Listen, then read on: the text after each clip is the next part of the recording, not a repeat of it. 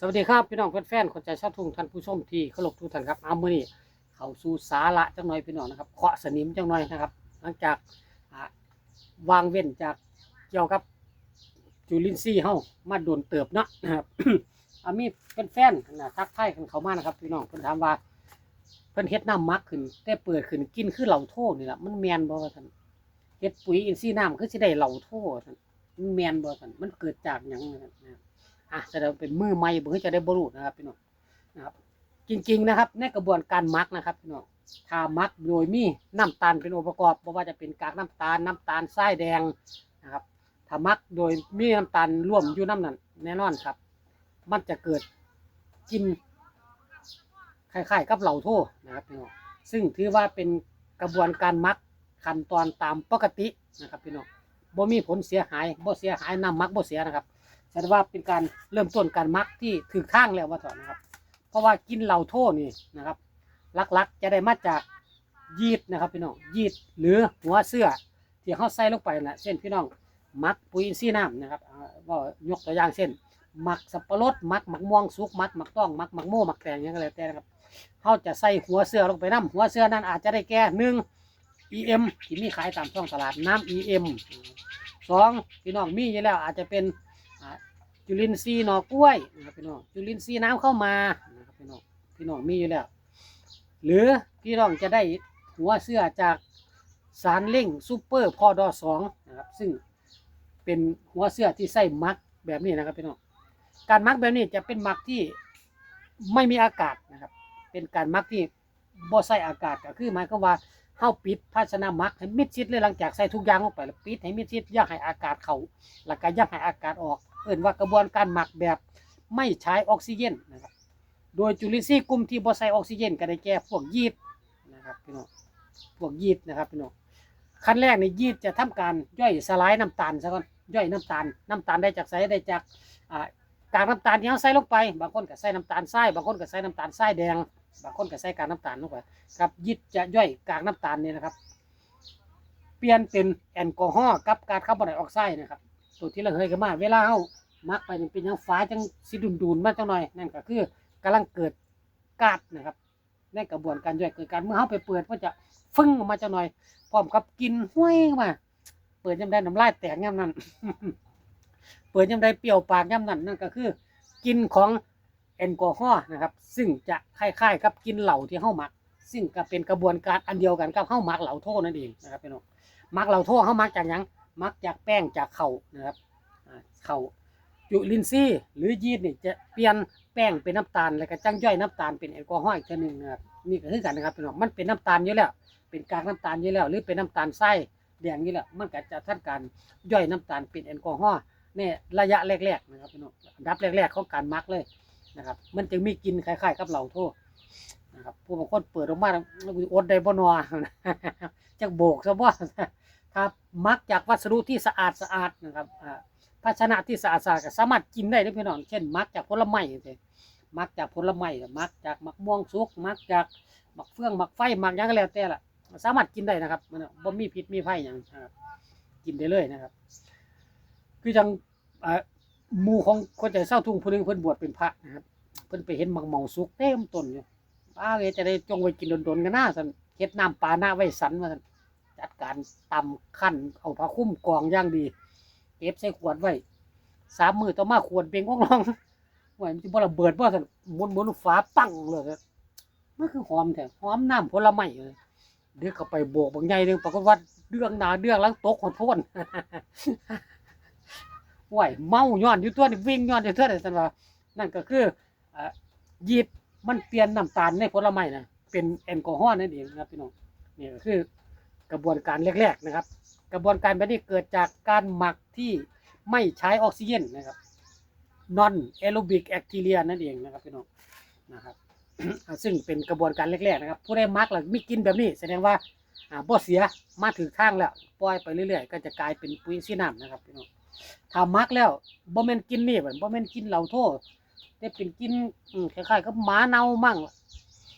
กินคือตดยืงท้องมั่งล่ะกินคือยังมั่งล่ะเนี่ยซึ่งบ่แม่นกินเหล้าโทบ่แม่นกินหอมเนี่ยให้สันนิษฐานไว้เลยว่าเสียแล้วฟาดเข้าป่าได้นะครับพี่น้องนะครับ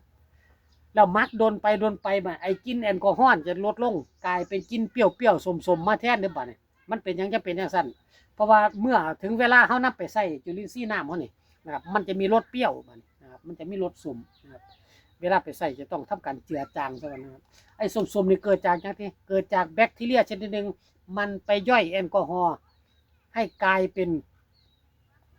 กรดนะครับให้กลายเป็นกรดหรือบ่ซั่นมันก็ไป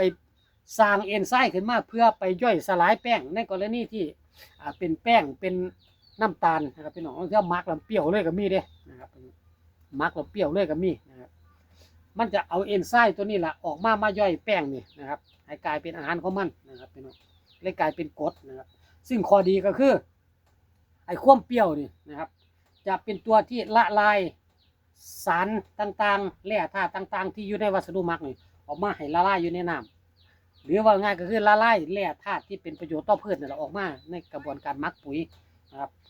เอาน้ำใสๆนี่ไปใส่นะครับพี่น้องบ่ต้องเอาซิตาเล่มันเอาแต่น้ำไปใส่นะครับในน้ำนี่ก็จะมีบรรดาแร่ธาตุต่าง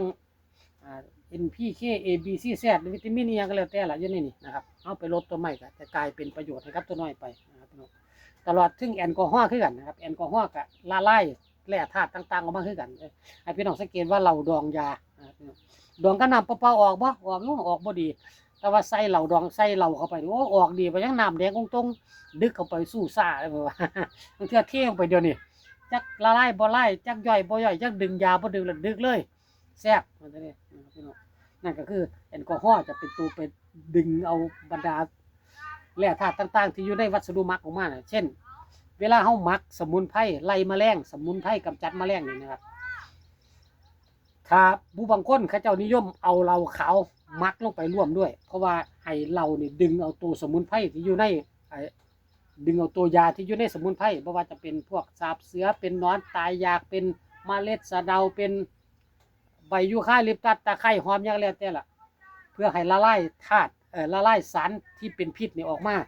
ละลายอยู่กับน้ำด้วยเอาการเอาแอลกอฮอล์กับหูกันอยู่แล้วว่าแอลกอฮอล์เป็นสารที่ระเหยเร็วนะครับพี่น้องเมื่อมันเข้าไปอยู่หันนะครับเข้าไปอยู่ข้าวเดียวมันก็ออกมาพร้อมกับเป็นลากข้อซุ่มบรรดาสารพิษสารที่เป็นประโยชน์ออกมานำละลายอยู่ในน้ำเขาก็สามารถนำไปใส่นะครับการหมักสมุนไพรนี่ก็คือช่วงที่เกิดแอลกอฮอล์สูงๆนี่ในช่วง5 ถึง 7 มื้อแรกนำไปใส่เลยเด้อพี่น้องนะครับนำไปใส่เลยช่วงกำลังฝนบ่แป๊กอยู่นี่นะครับนั่นแสดงว่าในน้ำสมุนไพรเฮามีตัวยาเข้มข้นแล้วเนื่องจากมันกำลังละลายออกมาถ้าปล่อยไปก็หันบัดนี้มันจะเกิดการเปรี้ยวเกิดขึ้นนะครับเมื่อเกิดความเปรี้ยวนะครับ